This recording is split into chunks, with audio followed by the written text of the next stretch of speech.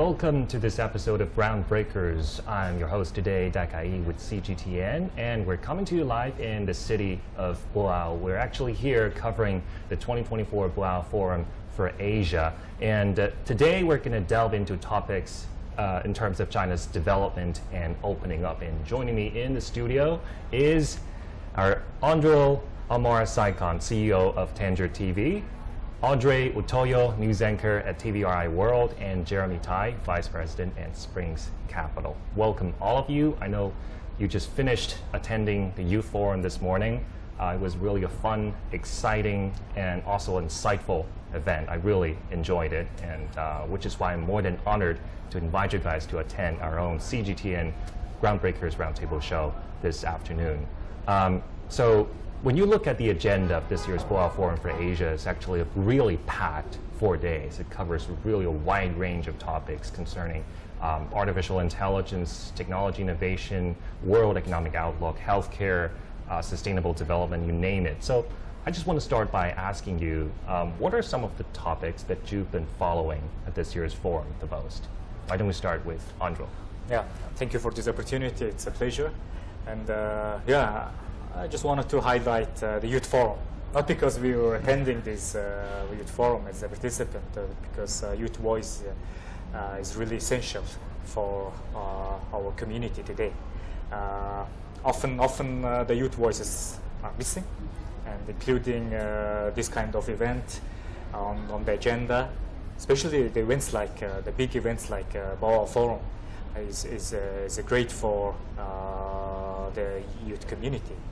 And because we just have to heard our voices to have a better understanding with different stakeholders, and having sitting on the same table with chairman of the Boao Forum, Mr. Ban Ki-moon, was a really honorable moment for, I think, for not only for us, also for the youths. And I think I heard that it's the first time that Boao Forum has organized the Youth Forum, and I think this should be a starting point of more inclusion of youths and their voices and opinions too.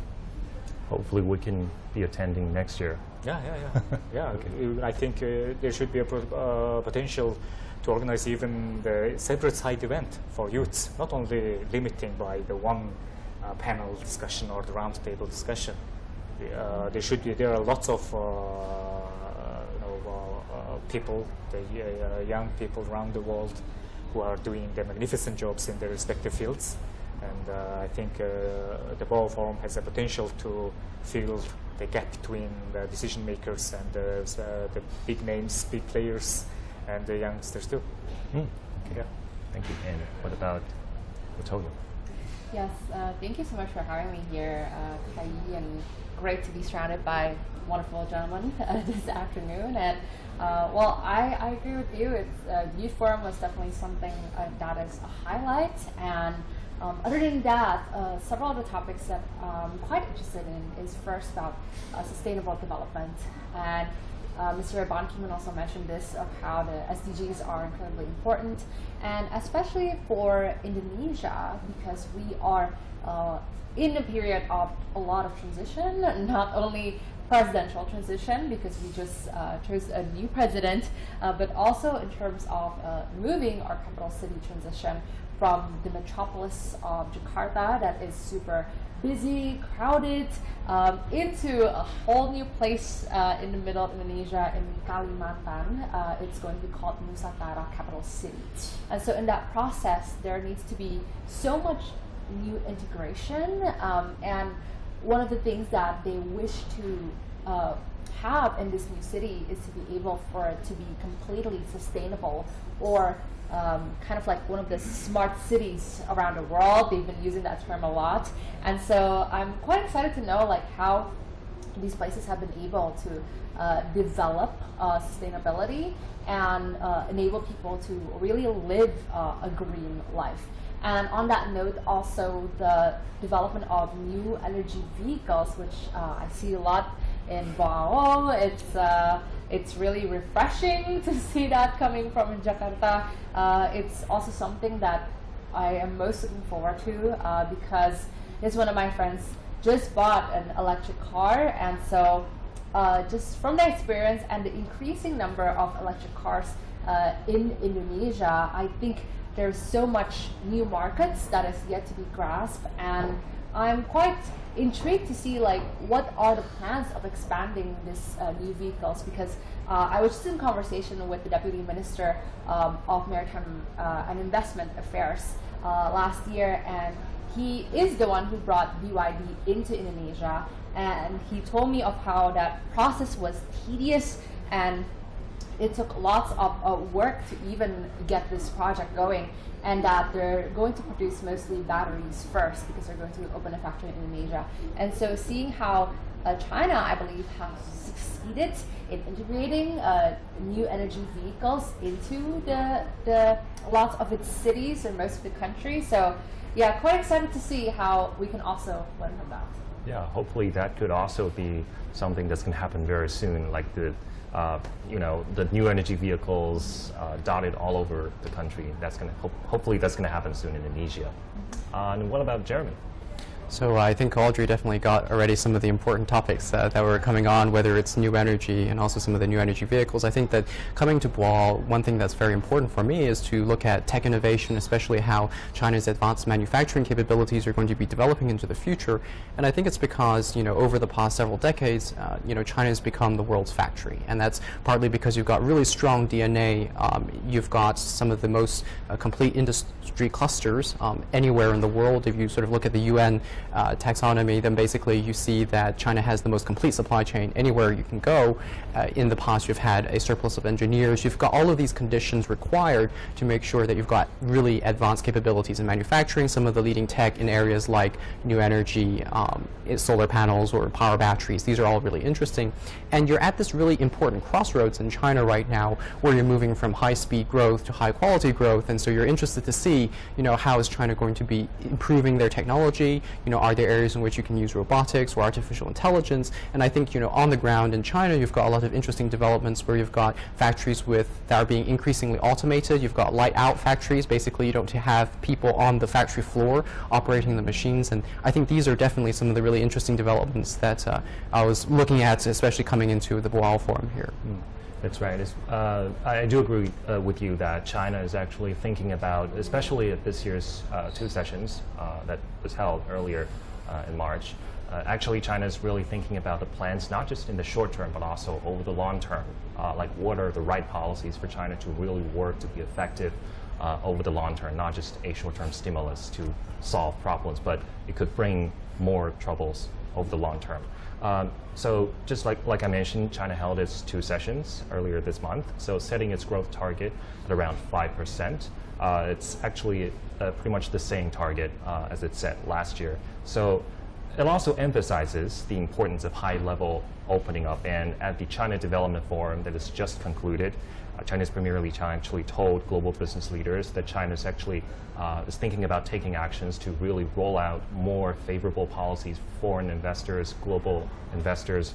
So really, the message I think is clear, is that China is willing to open up, and it has been opening up for the past decades or so. In terms of China's opening up, since you're all from kind of different industries, I guess you all have different perspectives when you talk about things. In this perspective, and what's your observation in terms of China's efforts in terms of its opening up? Yeah, from the media personnel perspective, the opening policy of China is beneficial for everyone, not only for domestically, also for internationally. China is the most important economic partner of Mongolia, and we are also neighbor countries. And opening up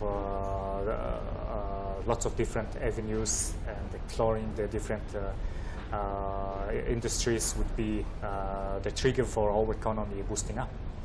And mining is one of the most crucial economic factors in Mongolia's growth. And China is the only buyer we have. So we just had really good news that the main port between China and Mongolia has been open 24/7 for the first time in our history. and the circulation of the mineral resources as well as the other goods now have a potential to increase in a double figure. So it's really important that Mongolia has a possibility to both import and export the good and quality products, and also all products to the China is essential for our economic growth. So I think these new policies that announced during the sessions, as well as the economic outlooks from the other international organizations, are a good sign for the world, especially after the COVID and the recovery of the economy and the uncertainties around the world. Especially after the COVID, now the border crossing is more convenient. So yeah, the hope is that the business can really get back to how it was before the pandemic. What about Andre? So one of the efforts in opening up that I think has been going fantastically is the cooperation between China and other countries, especially in Southeast Asia, and in particular in Indonesia. Like, I see this literally, I would say, like opening up or officiating what has been the talk of the town, Kaiyi, for the past few months, which is the high-speed railway in Jakarta towards Bandung, and having been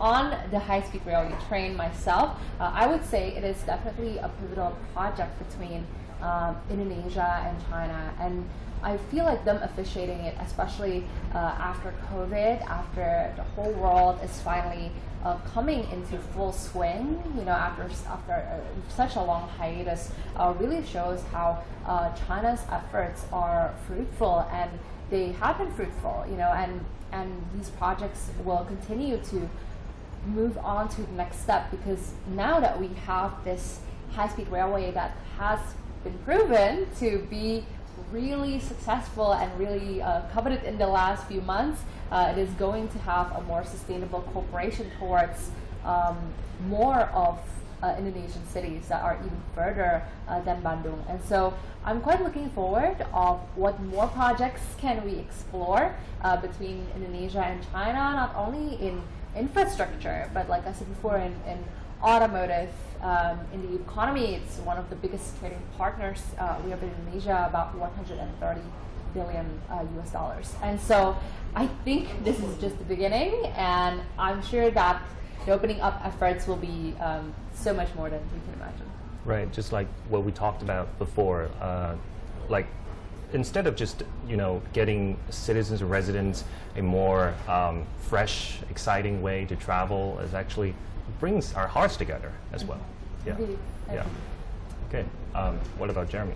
Sure. So I think that reform and opening up in China's capital markets has continued for a very long time now. I mean, you've got almost over 4 decades of reform and opening up, and in capital markets specifically, you can see how across a couple of different metrics, you've seen it actually begin to play out. You've got the legal and regulatory framework where that's definitely improved. I think that just recently you've got a new chairman over at CSRC, and some of the policies that are coming out in terms of information disclosure, in terms of some of the IPO reforms, in terms of some of the delisting of companies, trying to increase alignment with the companies and the shareholders in terms of whether it's dividends or buybacks, or just in terms of some of the government structures. I think that's very positive for capital markets in general. It's something that resonates very strongly with some of the international investors that are out there. At the same time, I think that this opening up has also coincided with maturation of the Chinese economy, and also the economy as reflected in the markets here today. And so over the last period of time, you can definitely see how the composition of the market has changed. You're starting to see aspects of the new economy. You mentioned sustainability, some of the new energy vehicles, smart grid, whether it's semiconductors, aspects of the economy where you've got new tech coming through, new business models, and I think that's something that has definitely changed in the market too.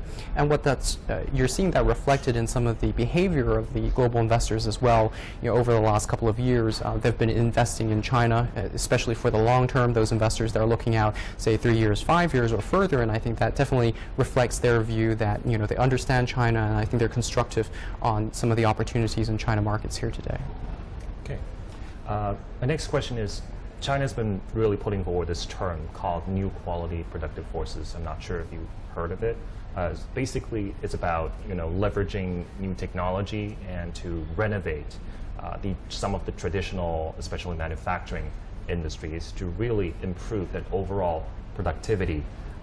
So, based on your areas, I know you're all from different industries. What are some of the specific areas that you think businesses or entities from both China's domestic and overseas market can really collaborate to really speed up that process? Yeah, it's when my first answer of your first question, if not youth forum, it was AI governance. So artificial intelligence is, I think, not only in this form, also around the world, it's a buzzing trend. So how should the regulators govern the AI-related products and the models, as well as its application, would be one of the most important and interesting topics in recent years, I think. And we have a lot of attempts to see and experiment how the AI and media can be work together and improve the efficiency and productivity in the different aspects of our industry. So, for example, the CGTN has also already developing live translation tools that give audience real-time subtitle putting, and as well as the synchronous dubbing. And we wanted to see this kind of technology can be used in smaller language models like Mongolian, and which mostly lacks the sufficient data to develop the independent LLM. So I think in that sense we have a really good opportunity to share our resources to develop some kind of tools to improve our productivity, as well as increasing our cooperation. There are lots of different experiments and opportunities. There's a huge potential there in AI and media, but I think the regulating and ensuring the good governance in AI models and development would be the most challenging aspect. And I think from the Boao Forum, as well as China's next 5-year plan, would be the good cornerstone of how it looks like in beyond the years. Just curious, I just want to have a follow-up question. Yeah. You just said AI helps us to get our job done faster. Yeah. Certainly boosts our efficiency. But over the long term, do you think media outlets is it likely to be replaced? Many of the job. I don't think so. Positions? I don't think so. In some part, yes, but not fully, because the storytelling, the creative industry, is defined by the people's, mankind's imagination, and I think that differentiates the media industry from the others.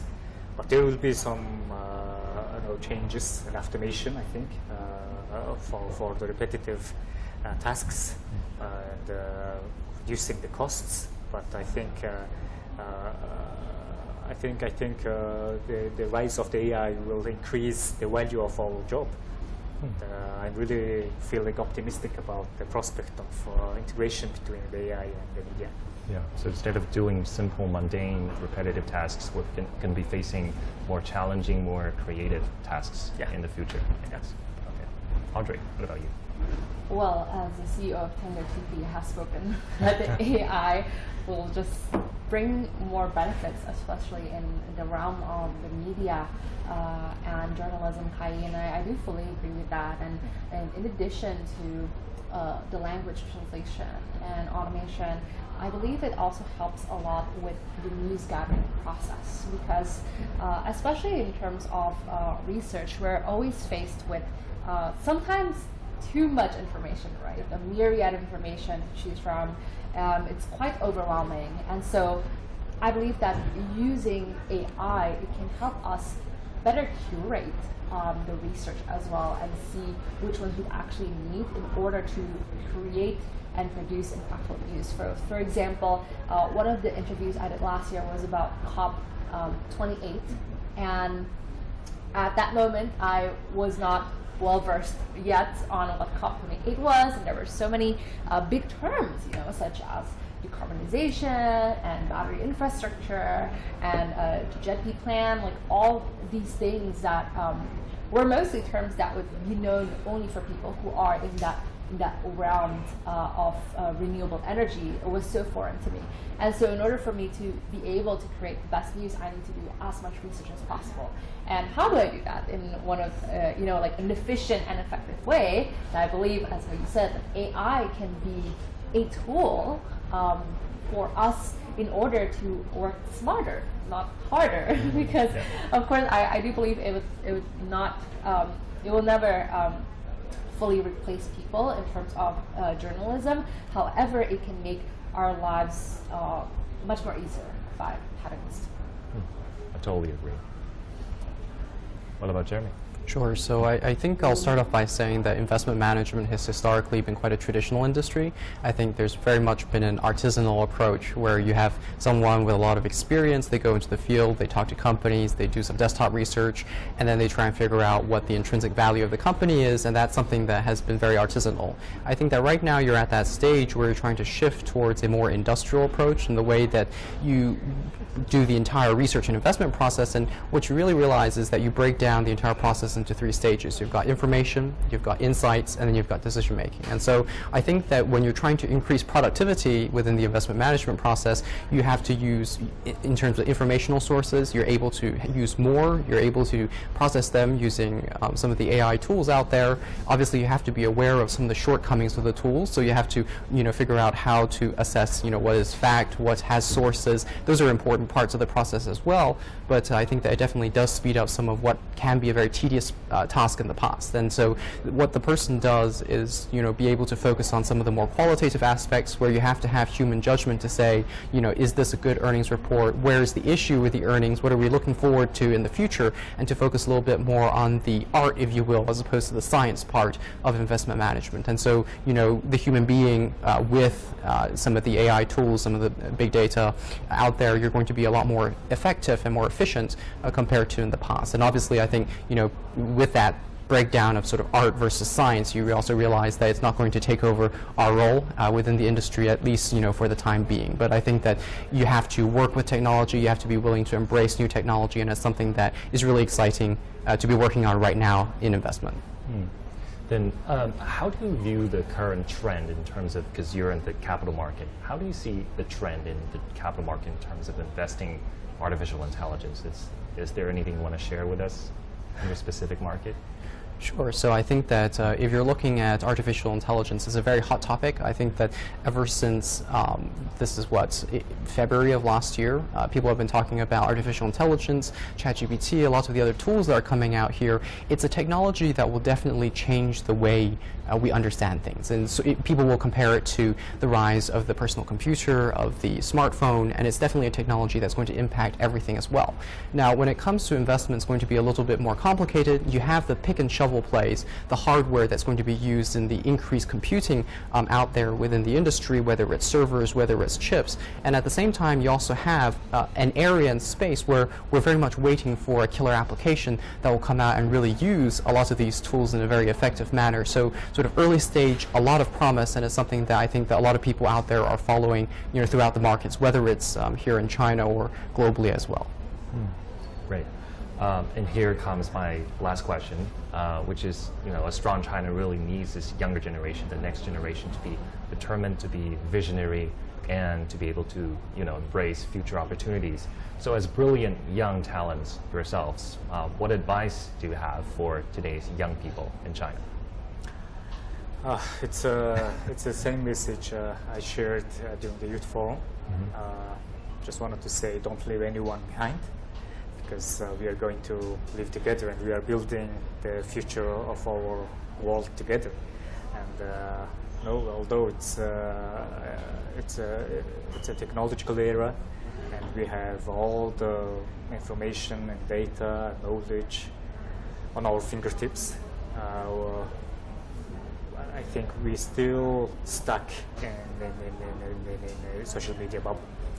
We are limited by all those algorithms and all those misinformation and disinformation around us, just because of our preferences on the social media, and we are losing our way by those kind of activities. You know, we have lots of amazing things happening around the world. The mankind are in a paramount of their development, I think, and we are still growing. But but there are lots of people who just left behind and doesn't realize that AI is happening. AI revolution is happening right now, and they even don't know how to utilize it, leverage it. So I think all those youngsters, all of us have a potential to reach them and teach them and move together for the better future. And so I just wanted to say, don't leave anyone behind, and we have to move forward together as a community. And that's exactly what your company has been doing, right? Yeah. We wanted to share all those progressive ideas, progressive and cool new products and brands that the younger generation building in Mongolia to the broader community across the country, and using the traditional legacy media as a platform to reach them. So I think it's really important to have the same understanding and less gap between the stakeholders and the generations is really vital, because we are living in a dividing community society, and there are lots of people sharing the same language and same culture, but doesn't want to understand each other. We have to change that, and I think youths, we have, everyone has the opportunity to change this. That's a really good point to make. What about Audrey? I would say that we are standing at a time where so many things that were once thought impossible are now suddenly possible. I mean, you said we've been having so many breakthroughs, and it's not only in technology, but in many other aspects of the world. And so, and like you said, borrowing, like leveraging that timeline and knowing that this momentum might not come again in the next few years or a decade. We are truly in a time where I believe we'll look back in our history books 50, 100 years from now and say, wow, that was a time of development, of evolution, of really what could lead us to a better generation in so many ways. And also, my friend has this wise quote of always be hungry, figuratively and literally, which is there is always something new to learn, always someone to learn from, and so always be hungry in everything you do, especially as young people. We are always hungry and we have so much energy, and so use that for good, and also use that to continue to nurture our curiosity about the world. Always be humble. That's exactly why I've invited you guys to be here, because I think I can learn so much from you guys. So Jeremy, what's your advice to young people today? So I think, first of all, it's a very exciting time to be a young person in China, in Asia right now. You have this sort of historical background, as Audrey was mentioning, where you shift from a sort of old economy towards a new economy. There's a lot of structural change that's happening here, and for the young people coming through, to have that deep skill set, to be able to use your professional capabilities to capture some of those growth, and in many cases to create the growth that's going to be driving the economy in the future. I think that's something that's super exciting. In terms of advice, I mean, it's hard to say, because as a young person, I'm still trying to, find a direction and find a way forward. I think that you have to go deep. So I think that you want to find an industry vertical to work in, spend as much time, immerse yourself in it. And, once you know the ins and outs, when you see that opportunity, you'll be able to drive some of the change that is taking place in the industry there. I think that's something that, you wake up every morning and you go, what will I see today that I didn't see yesterday? And I think that's super exciting. Trying to be an expert in that field that you love. Okay, that's a really good point. I think today we touched on actually a lot of things from China's opening up efforts. Each of you, approached this question from your respective fields. We talked about Jakarta-Bandung high-speed rail. We talked about how capital markets are really has been opening up in recent years, and we also talked about how media groups are really approaching this new era by bridging the gap. And we also talked about this new quality productive forces, how some of the potential opportunities perhaps for China and the rest of the world, how do businesses and entities can really collaborate on that to really make a difference. And lastly, I think each of you gave your really insightful advice and valuable advice to today's young people. I personally learned a lot from you guys. Once again, thank you so much for joining us on this episode of CGTN's Roundtable Show. And in the coming days of Boao Forum for Asia, we're going to be bringing you more episodes of Groundbreakers. So please stay tuned. You can watch it and rewatch it in our social media platforms. And so stay tuned, as I said, to our upcoming episodes, and bye for now.